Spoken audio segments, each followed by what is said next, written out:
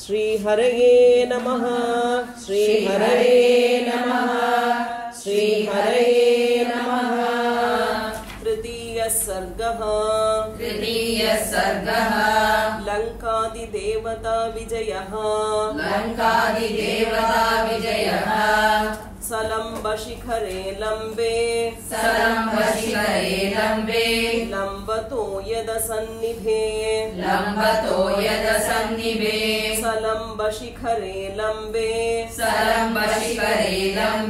लम्बतो यदसन्निभे सत्त्वमास्थाय मेधावी हनुमान् मारुतात्मजः सत्त्वमास्थाय मेधावी हनुमान् मारुतात्मजः सलम्बशिखरे लम्बे लम्बतो यदसन्निभे सत्त्वमास्थाय मेधावी हनुमान् मारुतात्मजः। निशिलङ्का महासत्त्वो विवेश कपिकुञ्जरः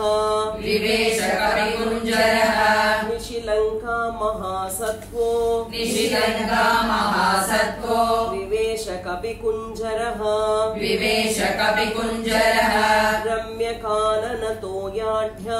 रम्यकाननतोयाढ्याम् पुरीं रावणपालिताम् रम्यकाननतोयाढ्याम् पुरीं रावणपालिताम् निशिलङ्का महासत्त्वो विवेश कपिकुञ्जरः रम्यकाननतोयाढ्याम् पुरीं रावणपालिताम्। शारदाम्बुदरप्रख्यैः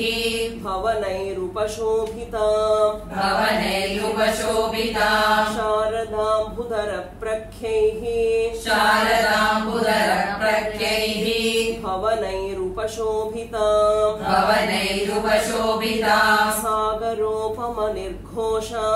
सागरोपमनिर्घोषाम् सागरानिलसेविताम्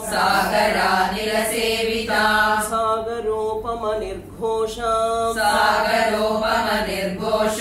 सागरानिलसेविताम् शारदाम्बुदरप्रख्यैः भवनैरुपशोभिताम् सागरोपमनिर्घोषाम् सागरानिलसेविताम् सुपुष्टबलसंगुप्ताम् यथैव विटपावतीम् सुपुष्टबलसंगुप्ताम् यथैव विटपावतीम् चारुतोरणनिर्व्यूहाम् पाण्डरद्वारतोरणाम् चारुतोरणनिर्व्यूहाम् पाण्डरद्वारतोरणाम् सुपुष्टबलसंगुप्ताम् यथैव विटपावतीम् चारुतोरणनिर्व्यूहाम् पाण्डरद्वारतोरणाम् भुजगाचरिताम् गुप्ताम् शुभां भोगवतीमिव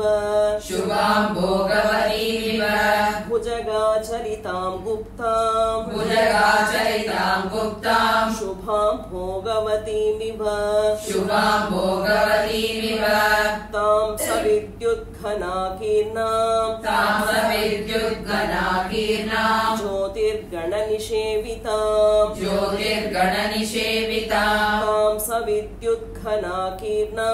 तां सविद्युद्घनाकीर्णाम् ज्योतिर्गणनिषेविताम्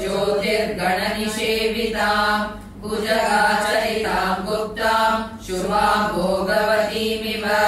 तां सविद्युद्घनाकीर्णाम् ज्योतिर्गणनिषेविताम् मन्दमारुतसञ्चाराम् यथा चाप्यमरावतीम् मन्दमारुतसञ्चाराम् मन्दमारुतसञ्चाराम् यथा चाप्यमरावतीम् शातकुम्भेन महता प्राकारेणाभिसंवृताम् शातकुम्भेन महता प्राकारेणाभिसंवृताम् मन्दमारुतसञ्चाराम् यथा चाप्यमरावतीम् शातकुम्भेन महता प्राकारेणाभिसंवृताम् किङ्किणीजालघोषाभिः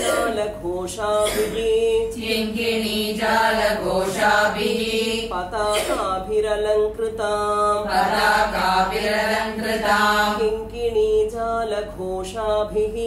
किङ्किणीजालघोषाभिः पताकाभिरलङ्कृताम् आसाद्य सहसा हृष्टः प्राकारम् अभिपेदिवान्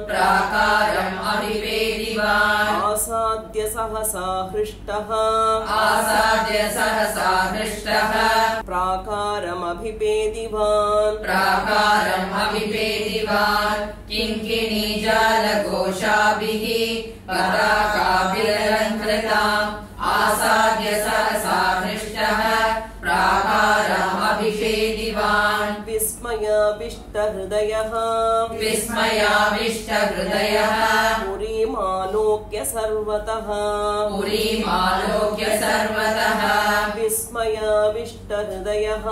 विस्मयाविष्टहृदयः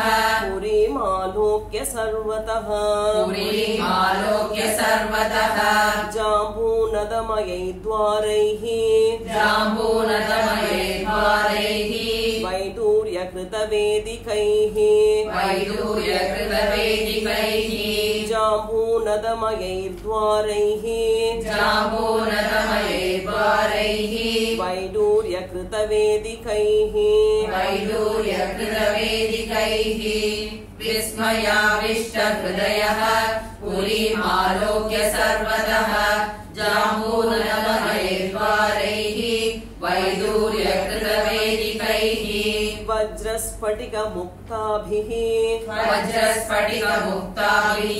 मणिकुट्टिमभूषितैः वज्रस्फटिकमुक्ताभिः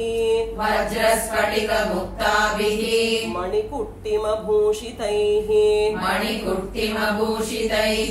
सप्तहाटकनिर्व्यूहैः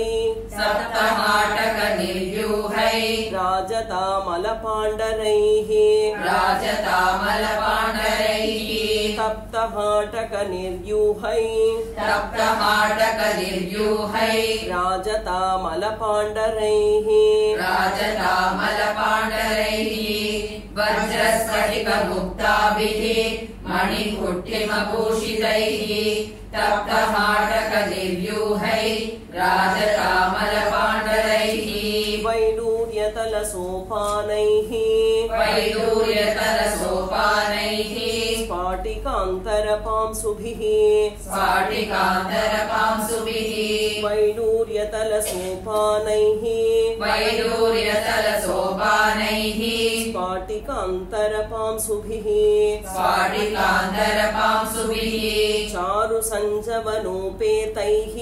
चारुसञ्जवनोपेतैः खमिवोत्पतितैः शुभैः चारुसञ्जवनोपेतैः खमिवोत्पतितैः शुभैः वैडूर्यतलसोपानैः स्फाटिकान्तरपांसुभिः चारुसञ्जवनोपेतैः कमिवोत्पतितैः शुभैः क्रौञ्चबर्हिणसङ्घुष्टैः राजहंसनिषेवितैः क्रौञ्चबर्हिणसङ्घुष्टैः क्रौञ्जबर्हिणसङ्गुष्टै क्रौञ्जबर्हिणसङ्गुष्टै राजहंसनिषेवितैः राजहंसनिषेवितैः तूर्याभरणनिर्घोषैः तूर्याभरणनिर्घोषैः सर्वतः प्रतिनादिताम् सर्वतः प्रतिनादिताम् तूर्याभरणनिर्घोषैः तूर्याभरणनिर्घोषैः सर्वतः प्रतिनादिताम् सर्वतः प्रतिनादिताम् क्रौञ्जबर्हिणसङ्गुष्टैः राजहंसनिषेवितैः तूर्याभरणनिर्घोषैः सर्वतः प्रतिनादिताम् वस्वोकसारा प्रतिमाम् वस्वोकसारा प्रतिमाम् समीक्ष्य नगरीं ततः समीक्ष्य नगरीं ततः वस्वोकसारा प्रतिमाम् वस्वोकसारा प्रतिमाम् समीक्ष्य नगरीं ततः समीक्ष्य नगरीं ततः खमिवोत्पतितां लङ्काम् खमिवोत्पतितां लङ्काम् जहर्ष हनुमान् कपिः जहर्ष हनुमान् कपिः खमिवोत्पतितां लङ्काम् खमिवोत्पतितां लङ्काम् जहर्ष हनुमान् कपिः जहर्ष हनुमान् कपिः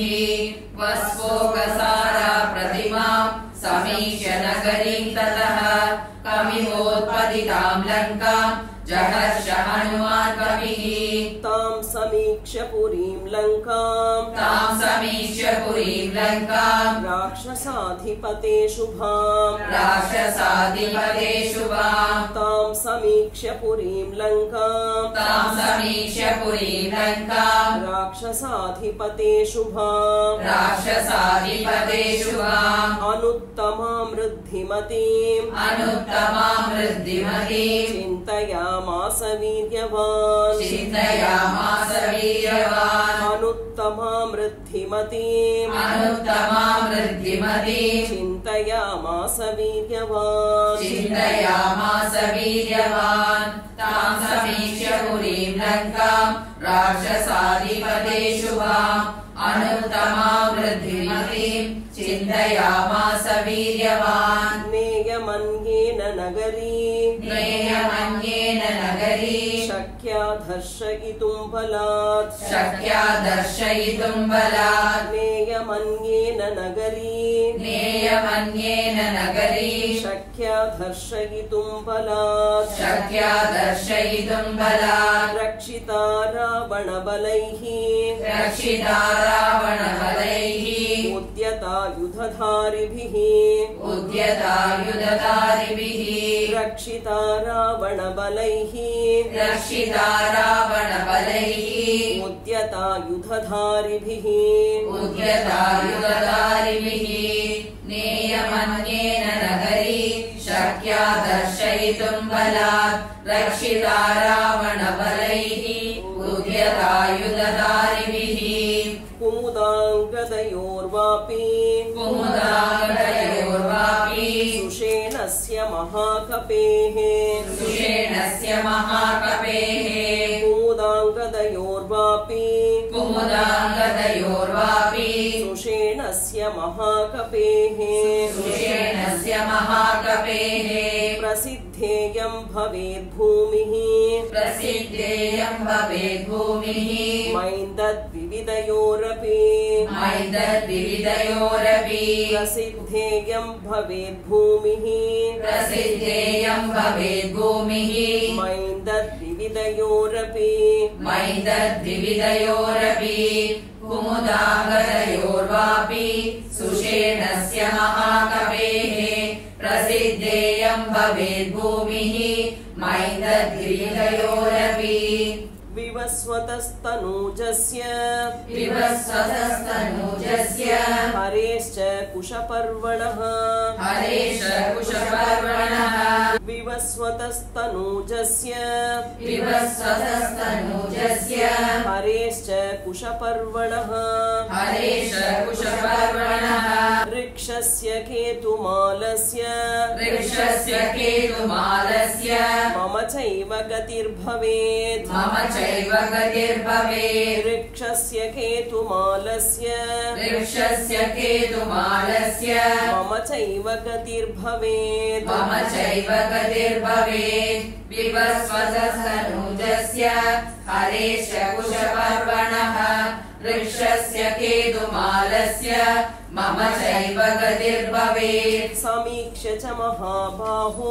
समीक्ष्य च महाबाहो राघवस्य पराक्रमम् राघवस्य पराक्रमम् समीक्ष्य च महाबाहो समीक्ष्य च महाबाहो राघवस्य पराक्रमम् राघवस्य पराक्रमम् लक्ष्मणस्य च विक्रान्तम् लक्ष्मणस्य च विक्रान्तम् अभवत् प्रीतिमान् कपिः अभवत् प्रीतिमान् कपिः लक्ष्मणस्य च विक्रान्तम् लक्ष्मणस्य च विक्रान्तम् अभवत् प्रीतिमान् कपिः अभवत् प्रीतिमान् कपिः समीक्ष्य च महाबाहो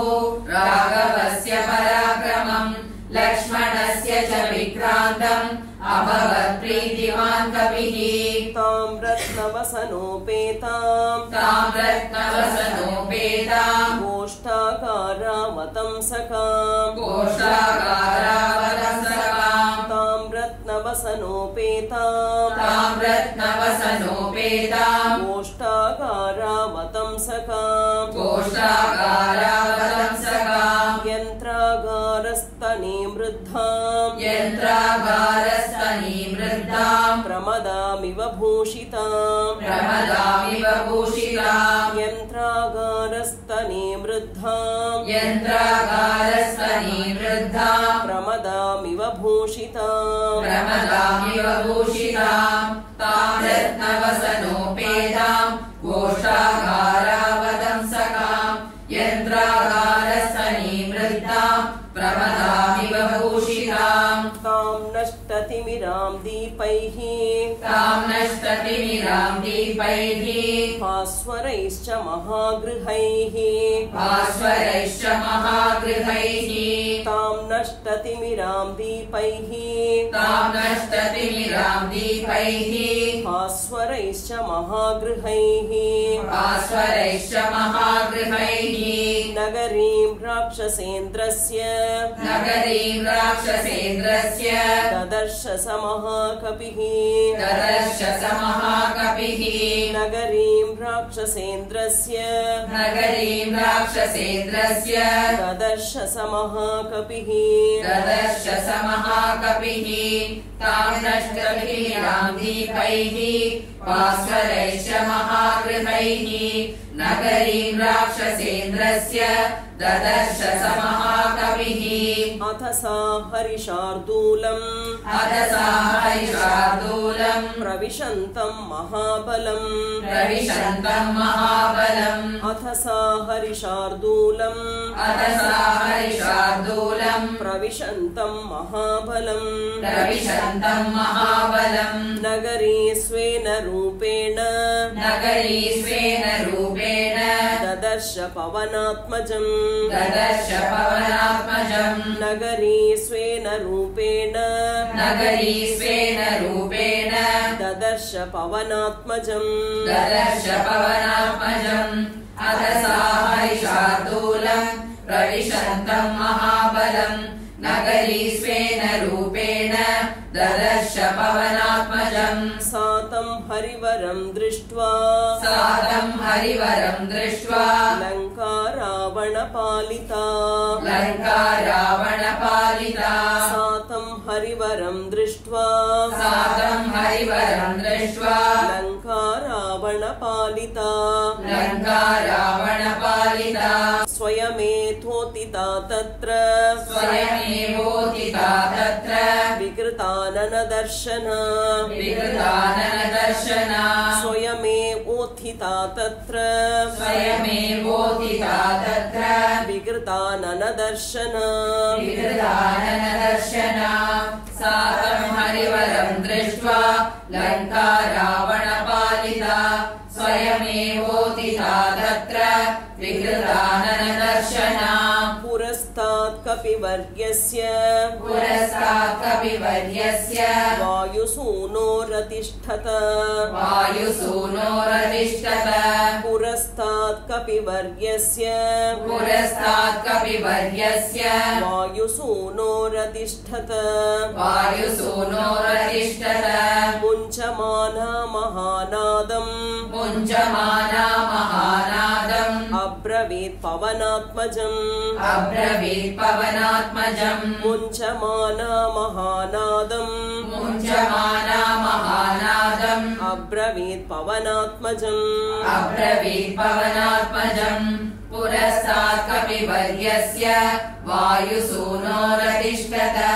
मुञ्चमाना महानादम् अब्रवीत् पवनात्मजम् कस्त्वं केन च कार्येण